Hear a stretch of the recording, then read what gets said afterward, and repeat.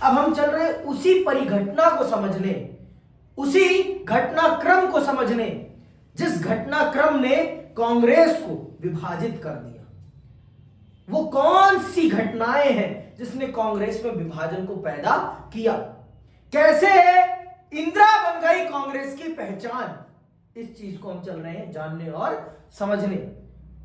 कैसे सिंडिकेट और इंदिरा गांधी में कॉन्फ्लिक्ट होता है और कांग्रेस दो भागों में टूट जाती है, और फिर कैसे इंदिरा गांधी अपने आप को कांग्रेस की पहचान बना लेती है। आज हम चल रहे हैं इस परिघटना को जानने और समझने, और बहुत विस्तार पूर्वक जानेंगे और समझेंगे इस परिघटना को। तो चलिए पढ़ते हैं और जानते और समझते हैं कि कांग्रेस में विभाजन कैसे हुआ। कांग्रेस में विभाजन कैसे हुआ, तो पढ़िए। हमने देखा कि 1967 के चुनाव के बाद केंद्र में कांग्रेस की सत्ता कायम रही, लेकिन उसे पहले जितना बहुमत हासिल नहीं था। अब पहले जैसी स्थिति कांग्रेस की नहीं थी केंद्र सरकार में, पहले जितना अपार बहुमत उसके पास नहीं था। क्या हुआ? कुछ नहीं ना, तो सामने देखो और किताब में देखो। साथ ही अनेक राज्यों में इस पार्टी के हाथ से सत्ता जाती रही, मतलब बहुत से राज्यों में, प्रमुख तौर पर 9 राज्यों में तो ये सत्ता से बाहर हो गई थी, और एक राज्य मद्रास ऐसा था जहां पर एक क्षेत्रीय दल ने अपने दम पर सरकार बनाई थी। ये याद रखना है, नहीं थप्पड़ मार के मैं पूछूंगा एक दिन, समझ में आई बात? ये याद रखना है कि कौन सा वो राजनीतिक दल है जिसने पहली बार अपने दम पर एक राज्य में अपनी सरकार स्थापित की है। ये 1 नंबर का प्रश्न, बहुत सटीक प्रश्न है। आगे सुनिए। साथ ही अनेक राज्यों में इस पार्टी के हाथ से सत्ता जाती रही। सबसे महत्वपूर्ण बात यह कि चुनाव के नतीजों ने साबित कर दिया था कि कांग्रेस को चुनाव में हराया जा सकता है। हराया तो किसी को भी जा सकता है।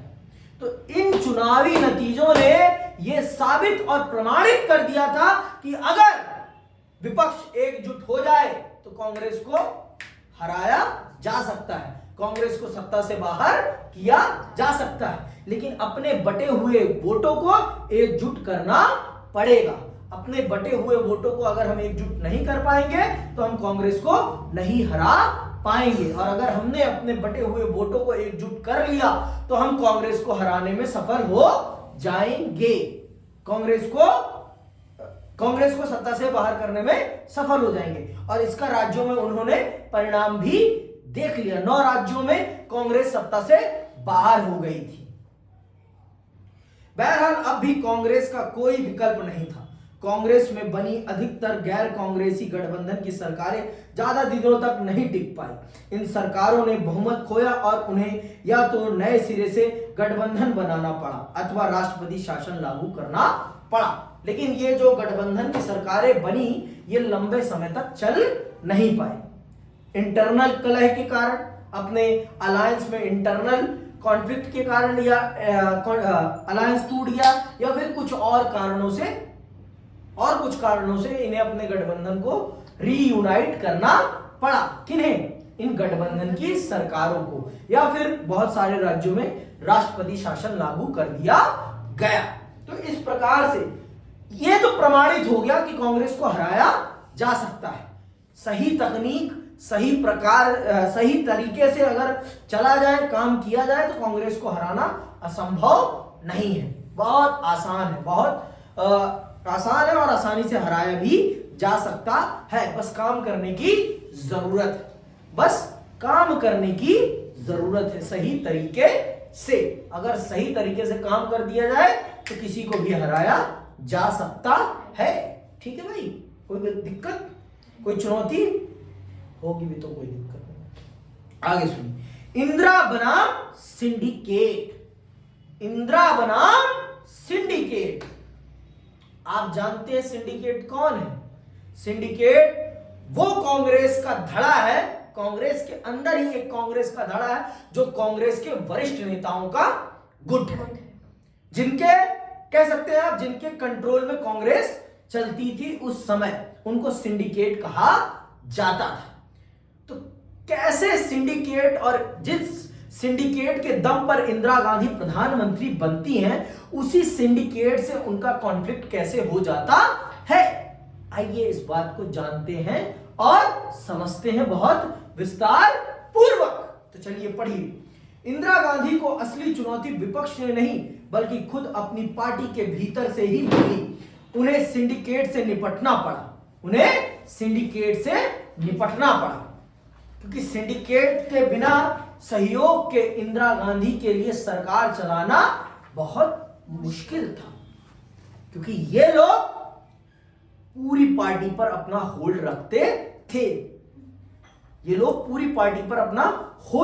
थे। और अगर इंदिरा गांधी को फ्रीली अपने दिमाग से सरकार चलानी थी तो पहले इन लोगों को दरकिनार करना पड़ेगा। बिना इन्हें पार्टी की मेन पोजीशन से बाहर किए आप सरकार को कंट्रोल नहीं कर सकती थी। कौन? इंदिरा गांधी। अगर आपको सच में पार्टी को रन करना था, सच में पार्टी को आगे बढ़ाना था, तो आपको पहले सिंडिकेट को साइडलाइन करना था। बिना सिंडिकेट को साइडलाइन करे आप पार्टी को कंट्रोल नहीं कर सकती थी। तो इंदिरा गांधी ने कैसे इस काम को किया, आइए जानते हैं और विस्तार पूर्वक समझते हैं। सिंडिकेट कांग्रेस के भीतर ताकतवर और प्रभावशाली नेताओं का एक समूह था।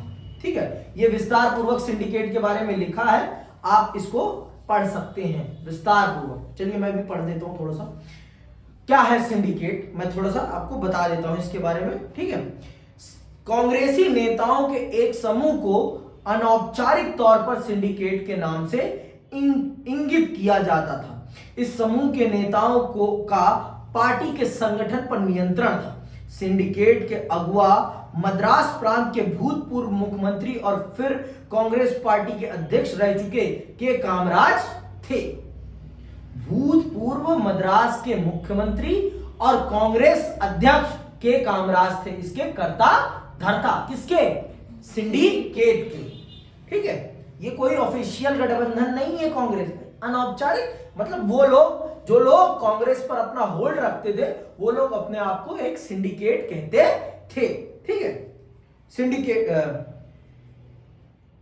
के कामराज, इनमें प्रांतों के ताकतवर नेता जैसे बंबई सिटी के M.K. पाटिल, मैसूर अब कर्नाटक के S. निजलिंगप्पा, आंध्र प्रदेश के N. संजीवा रेड्डी और पश्चिम बंगाल के अतुल्य घोष शामिल थे। कुछ याद है इन नामों के बारे में? इन नामों में 3 नाम आपको याद होने चाहिए। के कामराज, अतुल्य घोष और एक थे कौन बताओ? S.K. पाटिल। क्यों याद होने चाहिए? क्योंकि ये 1967 का आम चुनाव हार गए हैं। पर ये पार्टी के बहुत प्रभावशाली लोग हैं। ये पार्टी के बहुत प्रभावशाली लोग हैं। के कामराज 1 हो गए आपके, ठीक है, S.K. पाटिल 2, आपके S. निजलिंगप्पा 3, आंध्र प्रदेश के N. संजीवा रेड्डी 4 और अतुल्य घोष 5। ये 5 लोग कांग्रेस को उस समय कंट्रोल करते थे। ये सिंडिकेट है। ये आपसे पूछा भी जाता है कि कौन 5 लोग हैं सिंडिकेट में, कौन 5 लोग थे। तो इंदिरा गांधी को इनसे मुकाबला करना था अगर सच में पार्टी को अपने कंट्रोल में लेकर चलना था तो।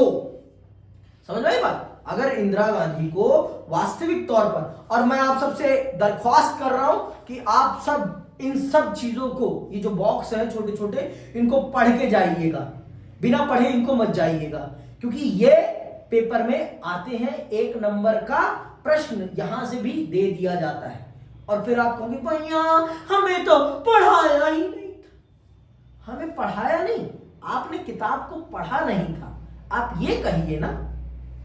थोड़ी बहुत मेहनत तो आपको खुद भी करनी है ना। CUET आप इसी से क्रैक करेंगे। आपके लिए मैंने ये कहा ना मूल मंत्र है आपकी एनसीईआरटी। अगर आपने एनसीईआरटी को अच्छे से पढ़ा तो आपने सीयूटी क्रैक किया। आप सबको मैं ये एडवाइस करूंगा कि अभी से ही एनसीईआरटी पढ़िए और हर चैप्टर से कम 40 एमसीक्यू बना लीजिए। 40 मतलब चाहे आप याद करें उनको या ना करें, लेकिन जब आप बनाने बैठेंगे ना अपने आप, किसी दूसरे का नहीं, सपोर्ट मटेरियल पपोर्ट मटेरियल नेवर, अपने आप उठाइए अपनी एनसीईआरटी और अपने आप अपने एमसीक्यू बनाइए। इससे दो फायदे होंगे। पहली बात, आप बुक से पूरे का पूरे फेमिलियर हो जाएंगे, कहां क्या लिखा है इस बात से आप अवगत हो जाएंगे, और दूसरा आपका एमसीक्यू अपने आप बन जाएगा और आप किताब भी पढ़ लेंगे। एक तीर से दो निशाने हो जाएंगे। अब मेहनत तो आपको करनी पड़ेगी ना भैया। नंबर किसके आएंगे? मेरे तो आएंगे नहीं, आएंगे आपके। तो मेहनत कौन करेगा? नहीं मैं कर देता हूं, नंबर आप ले लेना। ठीक है। लाल बहादुर शास्त्री और उनके बाद इंदिरा गांधी दोनों ही सिंडिकेट की सहायता से प्रधानमंत्री के पद पर, सुन लो, लाल बहादुर शास्त्री और उसके बाद इंदिरा गांधी दोनों ही सिंडिकेट की सहायता से प्रधानमंत्री के पद पर अरुण हुए थे। इंदिरा गांधी के पहले मंत्रिपरिषद में इस समूह की निर्णायक भूमिका रही। इसने तब नीतियों के निर्माण और क्रियान्वयन में भी अहम भूमिका निभाई थी। कांग्रेस के विभाजित होने के बाद सिंडिकेट के नेताओं और उनके प्रति निष्ठावान कांग्रेस ओ में ही रहे। चूंकि इंदिरा गांधी की कांग्रेस आ रही लोकप्रियता की कसौटी पर सफल रही, इसीलिए भारतीय राजनीति के ये बड़े और ताकतवर नेता 1971 के बाद प्रभावहीन हो गए। ठीक है, आइए पढ़ते हैं किताब में। तो सिंडिकेट ने इंदिरा गांधी को प्रधानमंत्री बनवाने में महत्वपूर्ण भूमिका निभाई थी। किसके खिलाफ इंदिरा गांधी को इन्होंने जितवाया था? इंदिरा गांधी के सामने कौन खड़ा था? ऐसा तमाचा मारूंगा ना, मोरारजी देसाई। एक एक नाम बताता हूं ना, इसीलिए एक एक नाम बता के चलता हूं। क्यों चलता हूं? जिससे कि आपको याद रहे कि कौन किसके सामने था। जब दूसरी बार प्रधानमंत्री का लाल बहादुर शास्त्री जी की मृत्यु के बाद जब कांग्रेस के सांसदों को पुनः प्रधानमंत्री चुनना था, तो कौन दो लोग रेस में थे? सिंडिकेट की तरफ से इंदिरा गांधी और एक मोरारजी देसाई। तो सिंडिकेट ने किसका सपोर्ट किया? इंदिरा गांधी का। इसीलिए इंदिरा गांधी प्रधानमंत्री बन गई। ये बात यहां लिखा है। इसीलिए सिंडिकेट ने इंदिरा गांधी को प्रधानमंत्री बनवाने में महत्वपूर्ण भूमिका निभाई थी। उसी ने इंदिरा गांधी का कांग्रेस संसदीय दल के नेता के रूप में चुना जाना सुनिश्चित किया था। सिंडिकेट के नेताओं को उम्मीद थी कि इंदिरा गांधी उनकी सलाहों पर अमल करेंगी। बहरहाल इंदिरा गांधी ने सरकार और पार्टी के भीतर खुद का मुकाम बनाना शुरू किया। कोई भी होगा भाई, कोई ये नहीं चाहेगा कि उसके कंधे पर बंदूक रखकर चलाई जाए। आप चाहेंगी कि मैं आपके कंधे पर बंदूक रखूं और गोली चलाऊं, और जो अपराध होगा उसके जिम्मेदार आप होंगे? आप चाहेंगी? आप क्या चाहेंगी? आप अपना पूरा कंट्रोल चाहेंगी कि कंधा मेरा तो बंदूक भी मैं ही चलाऊंगी, यही चाहूंगी ना। तो इंदिरा गांधी ने अगर ऐसा चाहा तो कुछ गलत किया? हाँ भाई, ठीक है, आपने मुझे सपोर्ट किया, आपने बनाया, लेकिन ये अपेक्षा करना कि मैं आपके ही इशारों पर नाचूं कठपुतली बनकर। आपने तो इसी एक्सपेक्टेशन से मुझे बनाया था कि मैं कठपुतली की भांति आपके इशारों पर नाचूंगी। मुझे कोई एक्सपीरियंस नहीं है तो आप मेरा फायदा उठाएंगे। राजनीतिक अनुभवहीनता का मेरा फायदा उठाकर आप मेरा प्रयोग करेंगे। लेकिन मैं भी थोड़ी क्या निकली? चतुर निकली, क्योंकि मैं पूर्व प्रधानमंत्री पंडित जवाहरलाल नेहरू की पुत्री हूं। मैंने भी राजनीतिक चपलताएं देखी हैं, मैंने भी समझी है पॉलिटिक्स को। तो उस चीज को इंदिरा गांधी ने महसूस किया, समझा कि ठीक है, अभी 1 साल का ड्यूरेशन है, चुनाव आने दो, चुनाव जीत जाने दो, उसके बाद मैं अपना बताती हूं कि मैं कौन हूं। मैं हूं इंदिरा, ये मैं दिखाऊंगी इनको। तो फिर धीरे धीरे जब 1967 के चुनाव के बाद जब कांग्रेस पुनः केंद्र में आती है, तो इंदिरा गांधी अपनी पकड़ पार्टी पर और सरकार पर दोनों पर मजबूत करना प्रारंभ करती है।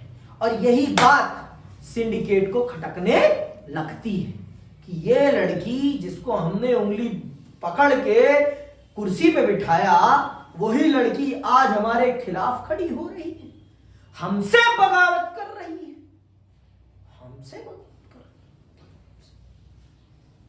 है, हमसे हमारी चिड़िया हम ही को चोंच मार रही, हमारी चोंच। आगे सुनो क्या होता है, सुनिएगा बहुत ध्यान से। उन्होंने अपने सलाहकारों और विश्वस्तों के समूह में पार्टी से बाहर के लोगों को रखा। धीरे धीरे और बड़ी सावधानी से उन्होंने सिंडिकेट को हंसिए पर ला खड़ा किया। धीरे धीरे इंदिरा गांधी ने अपने आसपास अपने विश्वास पात्र लोगों को स्थापित कर लिया और धीरे धीरे सिंडिकेट को पीएमओ से बाहर कर दिया। प्रधानमंत्री कार्यालय, जहां से प्रधानमंत्री काम करते हैं, पूरे देश को चलाते हैं, उसे क्या कहते हैं? पीएमओ, प्रधानमंत्री ऑफिस। ठीक है, तो पीएमओ से प्रधानमंत्री ऑफिस पे पूरा इंदिरा गांधी ने कंट्रोल स्थापित कर लिया और सिंडिकेट हंसिए पर चला गया। आगे सुनो। इस तरह इंदिरा गांधी ने दो चुनौतियों का सामना किया। उन्हें सिंडिकेट के प्रभाव से स्वतंत्र अपना मुकाम बनाने की जरूरत थी। कांग्रेस ने 1967 के चुनाव में जो जमीन खोई थी उसे भी उन्हें हासिल करना था। इंदिरा गांधी ने बड़ी साहसिक रणनीति अपनाई, बड़े फैसले लिए, बोल्ड फैसले लिए। कांग्रेस को मजबूत करने के लिए उन्होंने बोल्ड फैसले लिए जिससे कि कांग्रेस फिर से उस जनसाधारण की पार्टी बन सके जिसकी वो बात करती थी। कांग्रेस ने ऐसे बोल्ड फैसले लिए। क्या बोल्ड फैसले लिए? सुनिएगा।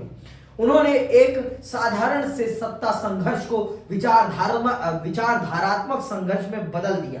मतलब उन्होंने अपने और सिंडिकेट के जो संघर्ष था, जो विवाद था, उसको विचारधारात्मक विवाद बना दिया। उन्होंने जनता के सामने ऐसे प्रेजेंट किया कि सिंडिकेट उन्हें जनता के कल्याण के काम करने से रोक रहा है। विचारधारात्मक बना दिया कि ये पूंजीवाद को सपोर्ट कर रहे हैं और मैं समाजवाद को सपोर्ट कर रही हूं। ऐसा किसने बनाया? इंदिरा गांधी ने बनाया। किसके सामने बनाया? देश की जनता के सामने ऐसे प्रेजेंट किया कि ये जो सिंडिकेट के लोग हैं ये पूंजीपतियों के टट्टू बन रहे हैं। टट्टू मतलब समझो, गधा है ना। उन्होंने सरकार की नीतियों को वामपंथी रंग देने के लिए कई कदम उठाए। 1967 की मई में कांग्रेस कार्य समिति ने उनके प्रभाव से 10 सूत्रीय कार्यक्रम अपनाया। इस कार्यक्रम में क्या क्या थे? 10 सूत्रीय कार्यक्रम में अंडरलाइन करना। इस कार्यक्रम में बैंकों पर सामाजिक नियंत्रण, मतलब बैंकों का सरकारीकरण, निजी सामाजिकरण का मतलब क्या होता है? सरकारीकरण। ठीक है, 10 बैंकों का उन्होंने सरकारीकरण कर दिया, निजी बैंकों को सरकारी बैंक बना दिया। आम बीमा के राष्ट्रीयकरण, शहरी संपदा और आय के परिसीमन, खाद्य का सरकारी वितरण। मतलब आज ये जो मोदी जी 5 किलो राशन बांट कर वोट खरीद रहे हैं ना, ये तब से चला आ रहा है, ये तब से चला आ रहा है। यहां देख लीजिए, खाद्य का सरकारी वितरण। ठीक है, भूमि सुधार तथा ग्रामीण गरीबों को आवासीय भूखंड देने के प्रावधान शामिल थे।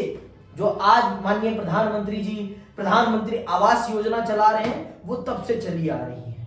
तब जमीन दी जाती थी और आज घर बना के दिया जाता है। ठीक है, आगे सुनो। हालांकि सिंडिकेट के नेताओं ने औपचारिक तौर पर वामपंथी खेमे के इस कार्यक्रम को स्वीकृति दे दी, लेकिन इसे लेकर उनके मन में गहरे संदेह थे। अब भाई क्या करें, ये जन कल्याण के काम थे, तो सिंडिकेट को मजबूरी में इस पर सहमति देनी पड़ गई। मतलब ऐसा कोई भी काम नहीं था जो जनता के कल्याण का ना दिखता हो। मतलब हर काम में जनता की भलाई दिख रही थी। आगे सुनो। राष्ट्रपति पद का चुनाव 1969। 1969 का राष्ट्रपति चुनाव। और इसी राष्ट्रपति चुनाव ने इंदिरा गांधी और सिंडिकेट के अंदर फूट को जग जाहिर कर दिया कि हां, पूरी दुनिया को पता चल गया, पूरे भारत के राजनीतिक जगत को पता चल गया कि इंदिरा गांधी और वरिष्ठ कांग्रेस नेताओं में अब बैठती नहीं है। और इसी राष्ट्रपति चुनाव ने कांग्रेस को दो भागों में विभाजित कर दिया। सुनना बहुत ध्यान से है। यहां पर यह राष्ट्रपति चुनाव बहुत सोच समझ के पढ़ना है और जानना है, आपके लिए बहुत जरूरी है इसको जानना आपके लिए। सिंडिकेट और इंदिरा गांधी के बीच की गुटबाजी 1969 में राष्ट्रपति पद के चुनाव के समय खुलकर सामने आ गई। तत्कालीन राष्ट्रपति जाकिर हुसैन की मृत्यु के कारण उस साल राष्ट्रपति का पद खाली था। इंदिरा गांधी की असहमति के, अंडरलाइन करना इस शब्द को, असहमति के बावजूद उस साल सिंडिकेट ने तत्कालीन लोकसभा अध्यक्ष एन संजीव रेड्डी को कांग्रेस पार्टी की तरफ से राष्ट्रपति पद के उम्मीदवार के रूप में खड़ा करवाने में सफलता पाई। किसने? सिंडिकेट ने। किसे?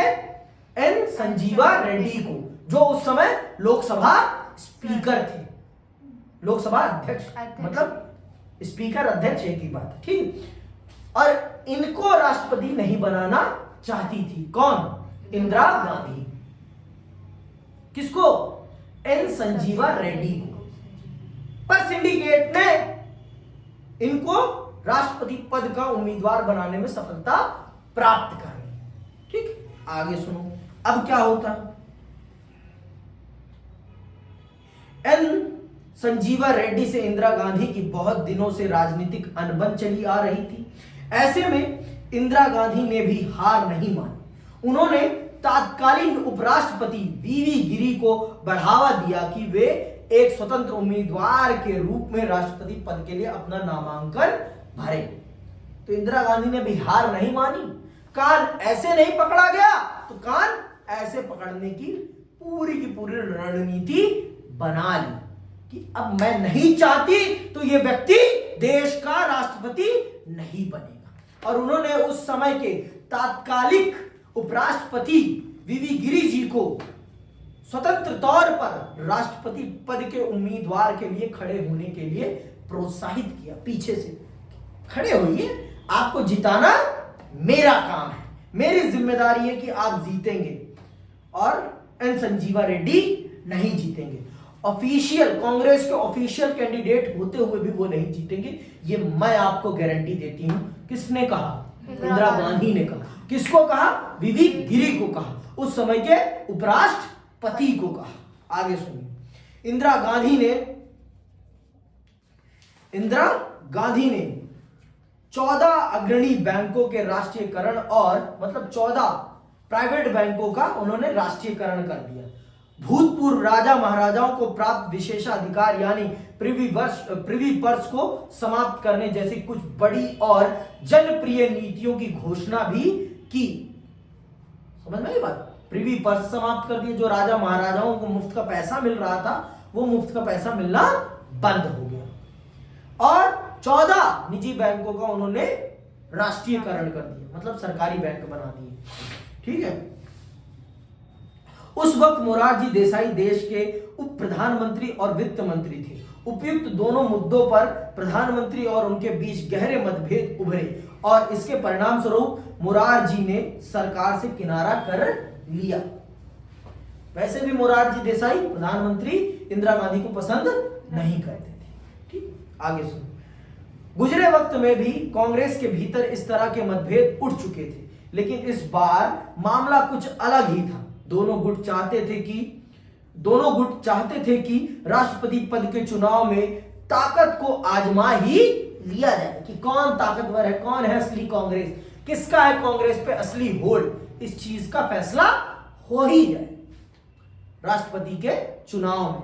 ठीक है, कि सच में किसका विधायकों और सांसदों पर कंट्रोल है, इस बात का पता चल ही जाए। आगे सुनो। तत्कालीन कांग्रेस अध्यक्ष एस निजलिंगप्पा ने व्हिप जारी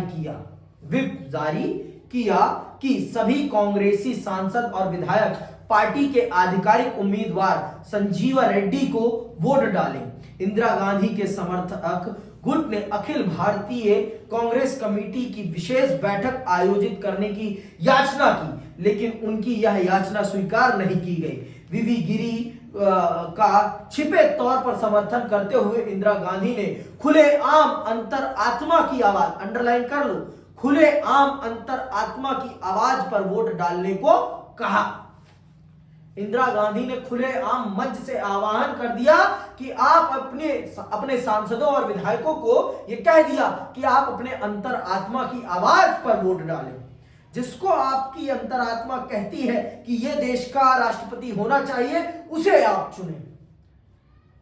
पार्टी के आधिकारिक उम्मीदवार कौन थे? एन संजीवा रेड्डी थे। लेकिन इंदिरा गांधी ने जब ये शब्द प्रयोग किए, उसके बाद वो घमासान मचा, वो परिणाम आया जिसकी किसी ने कल्पना नहीं की थी। सुनिएगा बहुत ध्यान से।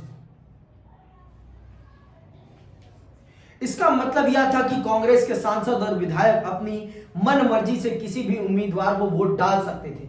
आखिरकार राष्ट्रपति पद के चुनाव में वीवी गिरी की विजय हुई। वे स्वतंत्र उम्मीदवार थे, जबकि एन संजीवा रेड्डी कांग्रेस पार्टी के आधिकारिक उम्मीदवार थे। वो व्यक्ति हार गया जो पार्टी से खड़ा था, और वो व्यक्ति जीत गया जो स्वतंत्र खड़ा था। तो अब पूरे राजनीतिक जगत को यह पता चल गया कि वास्तविक तौर पर देश की राजनीति पर किसका कंट्रोल है। सबको पता चल गया कि किसका कंट्रोल है। किसका कंट्रोल है भाई? इंदिरा गांधी का कंट्रोल है। बन गई आयरन लेडी इंदिरा गांधी। समझ में आई बात? तो ऐसे ही नहीं बनी है इंदिरा गांधी। इंदिरा गांधी समझ में आई बात? उन 5 बुड्ढों को हराकर वो बनी है इंदिरा गांधी। उन 5 मजे हुए राजनेताओं को हराकर बनी है इंदिरा गांधी। तो बात, और आज लोग बड़े बड़े बनते हैं। इंदिरा गांधी इंदिरा गांधी है। और आप कल्पना करें कि वो किस समय में है, किस समय में देश किन चुनौतियों से जूझ रहा है। इन सब चीजों को सोचिए आप एक बार। आप इसीलिए पॉलिटिकल साइंस के स्टूडेंट हैं। पॉलिटिकल साइंस का स्टूडेंट ब्रिलियंट होता है। साइंस के स्टूडेंट से भी वो ब्रिलियंट होता है। ठीक है, वो बहुत अच्छे हैं, मैं नहीं कहता कि वो खराब है, लेकिन you are the maker of country. आप इस देश को शेप अप करेंगे, आप इस देश को बनाएंगे, इस देश की नीतियों को गढ़ेंगे। इस देश में सब कुछ आपके अनुसार होगा। तो इसीलिए आपका और ब्राइटर होना बहुत जरूरी है। आगे सुनिएगा। कांग्रेस पार्टी के आधिकारिक उम्मीदवार की हार से पार्टी का टूटना तय हो गया। कांग्रेस अध्यक्ष ने प्रधानमंत्री को अपनी पार्टी से निष्कासित कर दिया। पार्टी से निष्कासित प्रधानमंत्री इंदिरा गांधी ने कहा कि उनकी पार्टी ही असली कांग्रेस है। 1969 के नवंबर तक सिंडिकेट की अगुवाई वाली कांग्रेसी खेमे को कांग्रेस ऑर्गेनाइजेशन और इंदिरा गांधी की अगुवाई वाली कांग्रेस खेमे को कांग्रेस रिकॉग्नाइज्ड कहा जाने लगा था। इन दोनों दलों को क्रमशः पुरानी कांग्रेस और नई कांग्रेस भी कहा जाता था। इंदिरा गांधी ने पार्टी की स्टूट को विचारधाराओं की लड़ाई के रूप में पेश किया। उन्होंने इसे समाजवाद और पुरातनपंथी तथा गरीबों के हिमायती और अमीरों के तरफदार के बीच की लड़ाई करार दिया। तो इस प्रकार से इंदिरा गांधी ने इंटरनल कलह को, पार्टी के इंटरनल कलह को विचारधारात्मक कलह के तौर पर जनता के सामने पेश किया।